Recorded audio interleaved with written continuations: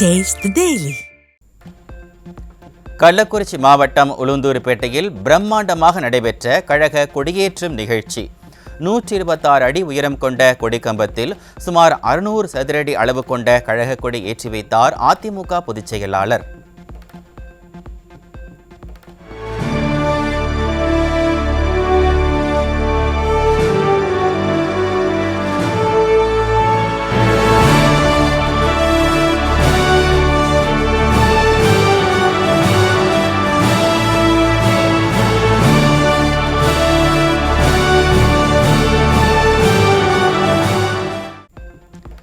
அதிமுக அழிந்து விடுமென ஸ்டாலின் பகல் கனவு காண்பதாக கழக பொதுச் செயலாளர் எடப்பாடி கே பழனிசாமி விமர்சனம். வரும் தேர்தலில் அதிமுக தனி பெரும்பான்மையுடன் ஆட்சி அமைக்கும் என்றும் கள்ளக்குறிச்சி மாவட்டம் உளுந்தூர்பேட்டையில் நடைபெற்ற அதிமுக பாக கிளை கூட்டத்தில் அதிமுக பொதுச் செயலாளர் சூளுரை. பகல் கனவு கண்டு கொண்டிருக்கிறீர்கள். கனவு பகல் கனவு. இங்கே வந்திருக்கின்ற அனைத்து இந்திய அண்ணா திராவிட முன்னேற்ற கழக சிப்பாய்கள்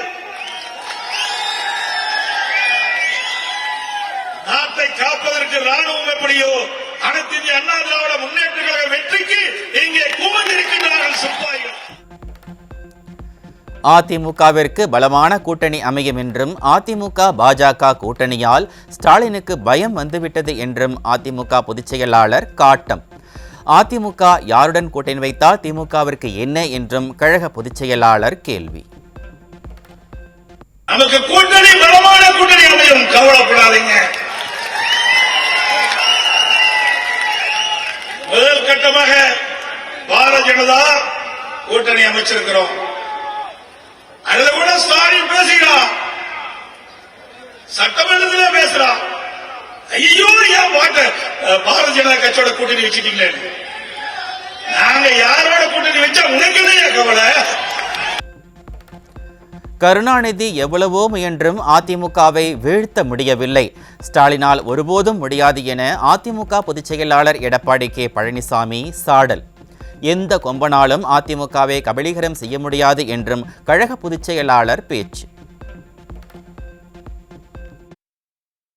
அதிமுகவை அழிக்க பொன்முடிச்செம்மல் புரட்சித் தலைவர் ஆட்சி காலத்திலே, புரட்சித் தலைவர் இருக்கின்ற காலத்திலே திரு கருணாநிதி எவ்வளவோ முயற்சி செய்தார். அத்தனையும் தூள் தூளாக உடைத்த தலைவர் பொன்முடிச்செம்மல் புரட்சித் தலைவர் எம்ஜிஆர். எம்ஜிஆர் மறைவுக்கு பிறகு திரு கருணாநிதி அவர்கள் எவ்வளவோ முயற்சி செய்தார். அத்தனை முயற்சியும் முறியடித்த தலைவி நம்முடைய புரட்சி தலைவி அம்மா. அதிமுக ஆட்சியில் விவசாயிகளுக்கு மும்முனை மின்சாரம் வழங்கப்பட்டது என்றும் பயிர் காப்பீடு மூலம் விவசாயிகளுக்கு அதிக இழப்பீடு பெற்றுத்தந்த ஆட்சி அதிமுக என்றும் கழக பொதுச் செயலாளர் பெருமிதம். ஆனால் மக்கள் மேல் வரி போட்ட அரசாங்கம் திமுக என்றும் அதிமுக பொதுச் செயலாளர் குற்றச்சாட்டு.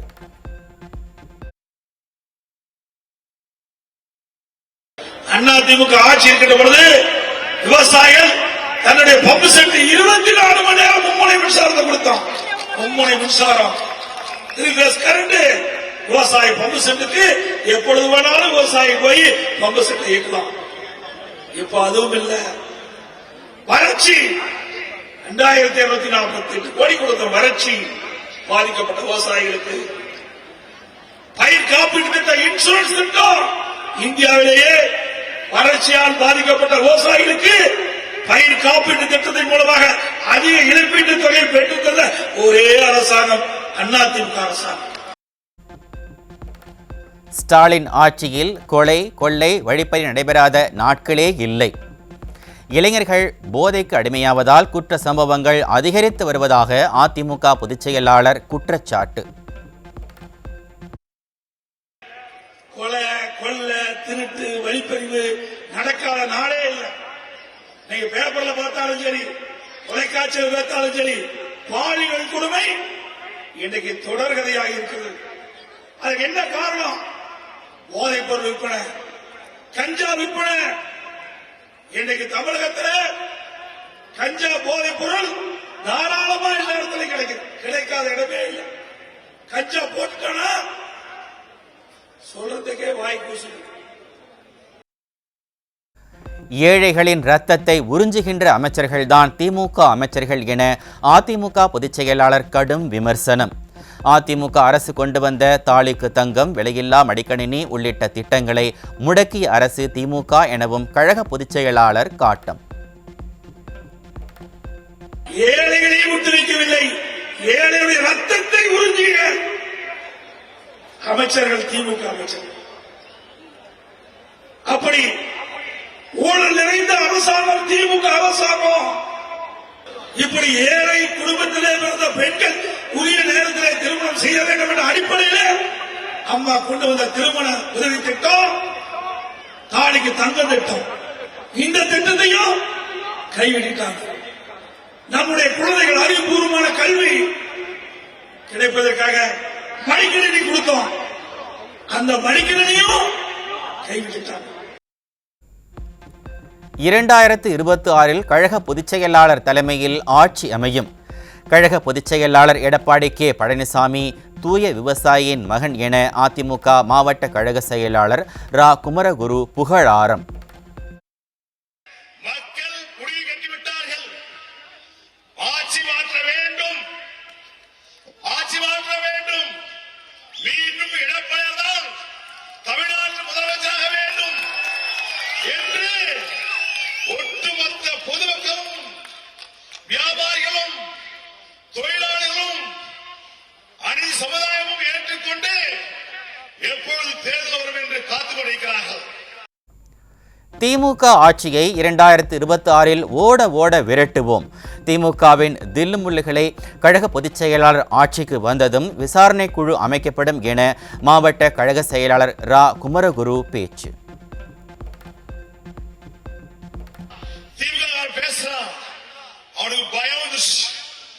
இங்க வாங்கடா, இங்க பாரு, உழுதுபட்ட பாரு, இங்க பாரு, உழுதுபட்ட பாரு, இப்படி தோற்கின் எப்படி வெல்லும்.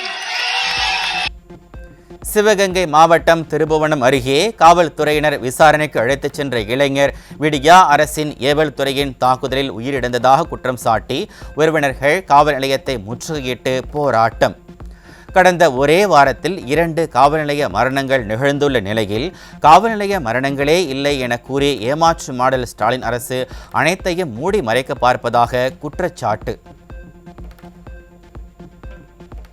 அவன் அடிச்சாங்க, நீ ஃபுல்லா எங்க அண்ணன் அடிச்சாங்க, என்னை அடிச்சாங்க ஒரு 1/2 hour அவன் முன்னுக்கு வச்சு அடிச்சாங்க. எப்ப என்ன கிடைச்சாங்க? இன்னைக்கு மதியம் உங்களை எங்க அடிச்சாங்க? அப்படியாவது சொல்லுவேன், அப்படி உண்மையை சொல்லுவேன். தம்பி அடிச்சா அண்ணே உண்மையை சொல்லுவேன். உங்களை எப்படி அடிச்சாங்க? காலில் அடிச்சாங்க, முட்டிக்கால் போட சொல்லிட்டு. இறக்கமே இல்லாம அடிக்கிறது, இப்படி இறக்கமே இல்லாம பேர்லாம் தெரியாது எல்லாருமே.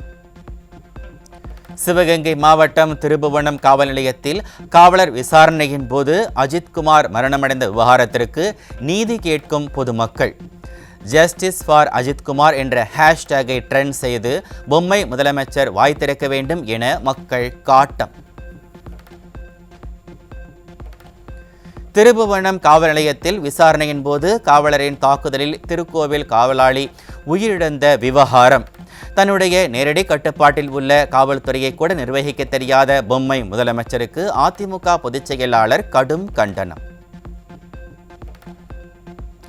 ஜெய் பீம் திரைப்படம் பார்த்தேன், உள்ளம் உலுக்கியது என சினிமா ரிவ்யூ எழுதிய விடியா அரசின் முதலமைச்சர் ஸ்டாலின் எங்கே இருக்கிறார்? விக்னேஷ் லாக்அப் மரணத்தின் போது சட்டப்பேரவையிலேயே பச்சை பொய் பேசியவர்தானே நீங்கள், இதற்கும் அதே போல பொய்தான் பதிலாக வருமா ஸ்டாலின் என அதிமுக பொதுச் செயலாளர் கேள்வி. திருக்கோவில் காவலாளி மரணமடைந்த நிகழ்வு குறித்து மாவட்ட நீதிபதி தலைமையில் குழு அமைத்து முழு விசாரணை நடத்தி மரணத்திற்கு காரணமானவர்கள் மீது சட்டப்படி நடவடிக்கை எடுக்க வேண்டும். இறந்தவர் குடும்பத்திற்கு இழப்பீடு வழங்க விடியா திமுக ஸ்டாலின் மாடல் அரசுக்கு அதிமுக பொதுச் செயலாளர் வலியுறுத்தல்.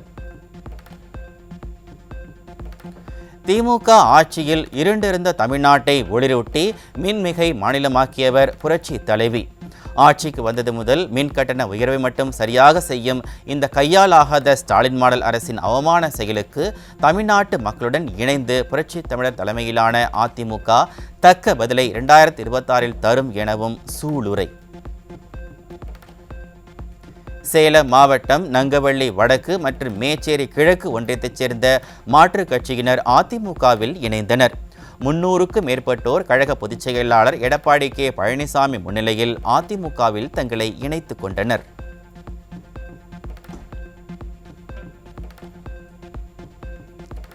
திண்டுக்கல்லில் மின் பகிர்மான கோட்ட அலுவலகத்தில் புரட்சி தலைவியின் புகைப்படங்களை குப்பை தொட்டியில் வீசி அவமதித்த திமுக அரசுக்கு அமைச்சர் மா சக்கரபாணிக்கும் அதிமுக கடும் கண்டனம்.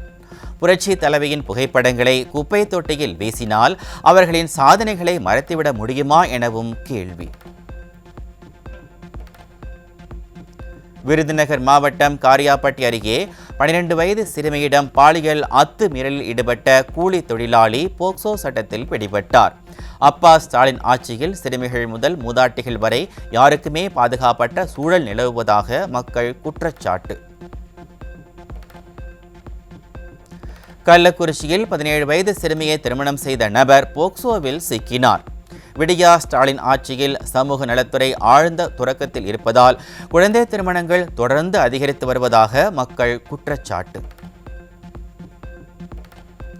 திருப்பத்தூர் மாவட்டம் வாணியம்பாடியில் இளைஞர்கள் வாழ்வை சீரழிக்க கடத்தி வரப்பட்ட 630 கிலோ குட்கா பொருட்கள் சிக்கின. ஸ்டாலின் ஆட்சியில் குட்கா கடத்தல் சம்பவங்கள் நாளுக்கு நாள் அதிகரித்துக் கொண்டே வருவதாக பொதுமக்கள் குற்றச்சாட்டு. சென்னை அம்பத்தூரில் ஆந்திராவிலிருந்து தமிழக இளைஞர்களின் வாழ்வை சீரழிக்க கொண்டுவரப்பட்ட 33 கிலோ கஞ்சா சிக்கியது. மாநில எல்லைகளில் சோதனையை பலப்படுத்தாமல் விடியா திமுக அரசு அலட்சியம் காட்டுவதற்கு மக்கள் கடும் கண்டனம். காஞ்சிபுரம் மாவட்டம் தாமல் ஊராட்சியில் இளைஞர்கள் வாழ்வை சீரழிக்கும் விதமாக கஞ்சா விற்பனையில் ஈடுபட்ட இருவரிடமிருந்து 3 கிலோ கஞ்சா பறிமுதல். தமிழகத்தில் தலைவிரித்து ஆடும் கஞ்சா புழக்கத்தை தடுக்காமல் வேடிக்கை பார்ப்பதுதான் ஸ்டாலின் மாடலா என மக்கள் கேள்வி. சேலம் மாவட்டம் கொளத்தூர் அருகே பதுக்கி வைக்கப்பட்டிருந்த 100 லிட்டர் சாராய ஊறல் மற்றும் 28 லிட்டர் கள்ளசாராயம் பிடிபட்டது. ஸ்டாலினின் திமுக ஆட்சியில் கள்ள சாராயத்தை முழுமையாக ஒழிக்காமல் காவல்துறை பெயரளவில் செயல்படுவதாக மக்கள் குற்றச்சாட்டு. சேலம் மாவட்டம் கஸ்தூரிப்பட்டி ஏரிக்காடு பகுதியில் பெண் கொலை செய்யப்பட்ட வழக்கில் ஒருவர் சிக்கினார். ஸ்டாலினின் திமுக ஆட்சியில் கொலை சம்பவங்கள் சர்வசாதாரணமாக நடைபெறுவதாக மக்கள் குற்றச்சாட்டு. கன்னியாகுமரி மாவட்டம் கருங்கல் அருகே மனைவியை குடி போதையில் கழுத்தை இறுக்கி கொலை செய்த கணவர் பிடிபட்டார். ஸ்டாலினின் திமுக ஆட்சியில் அதிகரித்து வரும் மதுவால் பல்வேறு குடும்பங்கள் சீரழிந்து வரும் அவலம். காஞ்சிபுரத்தில் மது அருந்துவதை கண்டித்த மனைவியை அடித்து கொன்ற கணவர் சிக்கினார். ஸ்டாலினின் திமுக ஆட்சியில் மதுவுக்கு அடிமையாகி பலரும் குற்ற சம்பவங்களில் ஈடுபட்டு வருவதாக மக்கள் வேதனை. கோவை மாவட்டம் காரமடை அருகே சுரண்டை மலை கிராமத்தில் நாட்டு துப்பாக்கியால் சுட்டு ஒருவர் கொலை செய்யப்பட்ட பயங்கரம். பொம்மை முதலமைச்சர் ஸ்டாலின் ஆட்சியில் அறிவால் நாட்டு வெடிகுண்டு கலாச்சாரம் தலை தூக்கியதடுத்து நாட்டு துப்பாக்கியால் கடந்த 30 நாட்களில் 3 கொலைகள் நடந்திருக்கும் அவலம். தமிழகத்தில் கடந்த 29 நாட்களில் 8 துப்பாக்கிச்சூடு சம்பவங்கள் நடைபெற்றிருப்பதால் ஸ்டாலின் ஆட்சியில் சந்தி சிரிக்கும் சட்டம் ஒழுங்கு. ஸ்டாலின் ஆட்சியில் தமிழகத்தில் துப்பாக்கி கலாச்சாரம் தலை தூக்கி இருப்பதை மேலும் உறுதிப்படுத்தியுள்ள அவலம். தென்காசி மாவட்டம் ஆலங்குளம் அருகே தனியார் பள்ளி உரிமையாளர் வீட்டின் பூட்டை உடைத்து 100 சவரன் தங்க நகைகள் மற்றும் 20 லட்சம் ரூபாய் பணத்தை கொள்ளையடித்துச் சென்ற மர்ம நபர்கள்.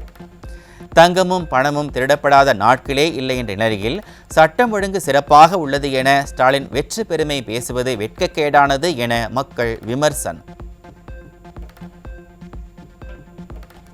சேலம் மாவட்டத்தில் உள்ள மேட்டூர் அணை அதன் முழு கொள்ளளவான 120 அடியை எட்டியது. மேட்டூர் அணை வரலாற்றில் 44வது முறையாக 120 அடியை எட்டியது.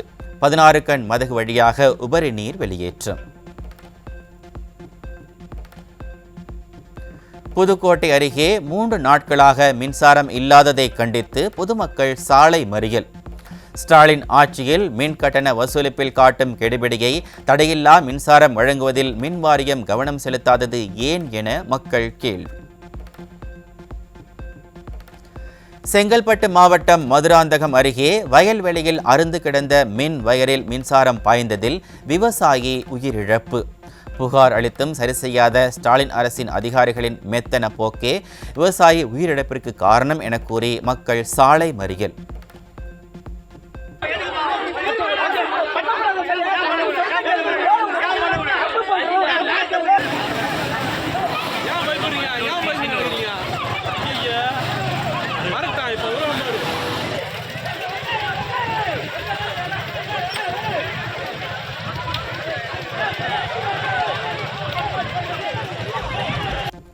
நாடு முழுவதும் முதல் கட்ட மக்கள் தொகை கணக்கெடுப்பு அடுத்த ஆண்டு ஏப்ரல் 1 முதல் தொடங்க இருப்பதாக அறிவிப்பு. மக்கள் தொகை கணக்கெடுப்பிற்கான முன் தயாரிப்பில் ஈடுபடுமாறு அனைத்து மாநில தலைமைச் செயலாளருக்கும் கடிதம் அனுப்பப்பட்டிருப்பதாக தகவல். சேலம் மாவட்டம் மேட்டூர் அணைக்கு நீர்வரத்து வினாடிக்கு 80,900 கன அடியிலிருந்து 68,000 கன அடியாக குறைவு.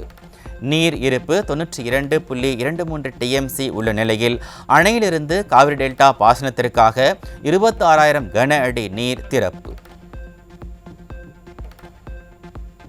புதுக்கோட்டை மாவட்டம் ஆவுடையார் கோவில் ஆனி மாத திருமஞ்சன விழாவையொட்டி ஸ்ரீ ஆத்மநாத சுவாமி கோவிலில் திருத்தேரோட்டம் கோலாகலம்.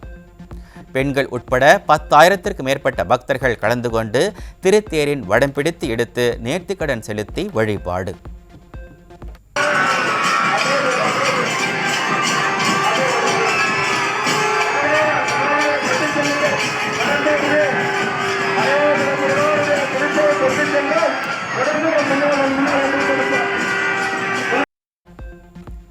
ஜூலை 5ஆம் தேதி வரை தமிழகம், புதுவை மற்றும் காரைக்கால் பகுதிகளில் லேசானது முதல் மிதமான மழைக்கு வாய்ப்பு. ஜூலை 1ஆம் தேதி வரை அதிகபட்ச வெப்பநிலை 2 முதல் 3 டிகிரி செல்சியஸ் இயல்பை விட அதிகமாக இருக்கக்கூடும் என்றும் வானிலை ஆய்வு மையம் தகவல். இங்கிலாந்துக்கு எதிரான மகளிர் கிரிக்கெட் போட்டியில் இந்திய அணி கேப்டன் ஸ்மிருதி மந்தனா அதிரடியாக விளையாடி சதம் கடந்தார். ஒருநாள் டெஸ்ட் மற்றும் T20 தொடர்களில் சதம் அடித்த முதல் இந்திய வீராங்கனை எனும் பெருமையை சூடிய மந்தனா